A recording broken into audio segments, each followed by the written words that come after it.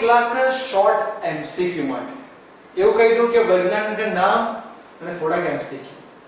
જેમ કે શરૂઆત કરી પહેલો એમસીક્યુ, કયા વૈજ્ઞાનિકે ગુરુત્વાકર્ષણના નિયમોને ભેગા કર્યા? આવડે?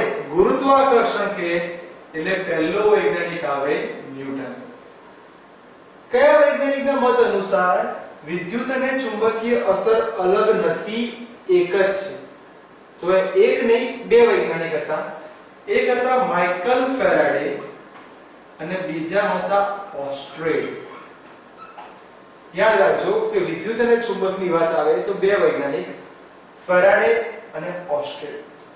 જ્યારે એક વૈજ્ઞાનિકે એવું સ્ટેટમેન્ટ આપ્યું કે પ્રકાશ એ વિદ્યુત ચુંબકીય તરંગ છે.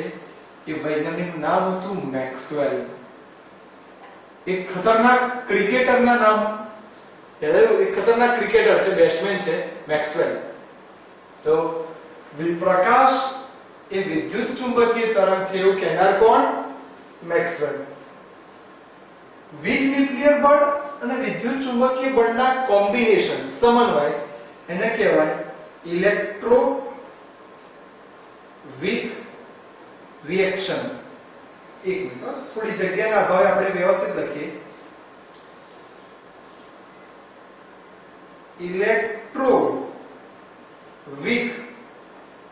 ઇન્ટરેક્શન.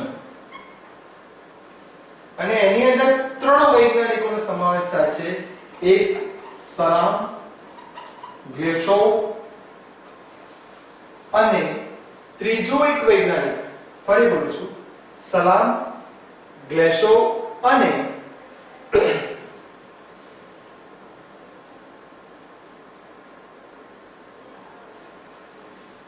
તેમાં ત્રણ વૈજ્ઞાનિકોનો સમાવેશ થાય, સલામ, ગ્લેશોવ અને વેઇનબર્ગ. યાદ રાખજો, એક માર્કનું સરસ એમસીક્યુ પૂછાય કે વીક ન્યુક્લિયર બળ અને વિદ્યુત ચુંબકીય ન્યુક્લિયર બળના કોમ્બિનેશનને શું કહેવાય? Weak electroweak interaction. ત્રણ વૈજ્ઞાનિકોના નામનું કોમ્બિનેશન છે સલામ, ગ્લેશોવ અને વેઇનબર્ગ.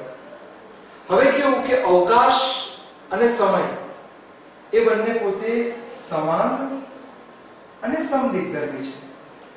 ચોપડી વાળા ક્યાંય સમાન સમજાવ્યું નથી. તો સમાન એટલે શું? જેમ પાણીની અંદર ખાંડને ઓગાળીએ તો કેટલીક હદ સુધી જ ઓગળશે, પછી એ ઓગળશે નહીં. અને જ્યાં એ ઓગળી જાય તો પાણી ઉપરથી પીવો કે નીચેથી પીવો, સ્વાદ સરખો જ આવે. એટલે એવું કહેવાય કે ખાંડનું સમાન દ્રાવણ છે, એટલે બધી રીતે ફેલાયેલું છે. જ્યારે સમદિગ્ધર્મી એટલે બધી જ દિશામાં ફેલાયેલું છે, ચારેય દિશામાં. અહીં દરેક બિંદુ પાસે ગુણધર્મો સમાન.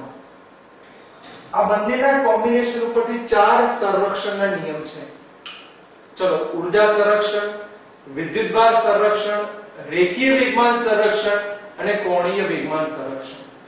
હું એવું કહી દઉં કે સમાન માધ્યમ કે અવકાશ કે એટલે સીધું રેખીય વેગમાન સંરક્ષણ. રેખીય વેગમાન સંરક્ષણ.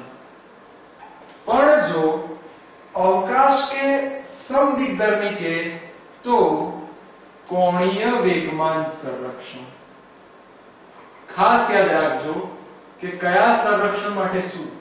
સાદી ભાષામાં બોલું, અવકાશ કે સમાન કે તો રેખીય વેગમાન, અવકાશ કે સમદિગ્ધર્મી કે તો કોણીય વેગમાન સંરક્ષણ. સમય પણ સમાન અને સમદિગ્ધર્મી છે. જો સમય સમાન માધ્યમ હોય તો એના માટે ઊર્જા સંરક્ષણનો નિયમ બન્યો.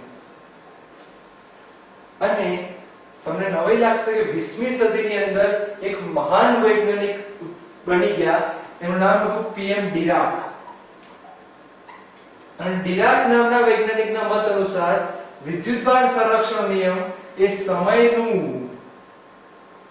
સમયનું સમદિગ્ધર્મી સ્વરૂપ હોઈ શકે. હવે એના પછીની ક્લિપમાં આપણે જોઈશું કે ચારે સંરક્ષણ નિયમના વિધાન પરફેક્ટ લખવા જ પડે. એ પેલા કેટલાક એક માર્કના MCQ છે, એકવાર ધ્યાનથી જોઈ લો.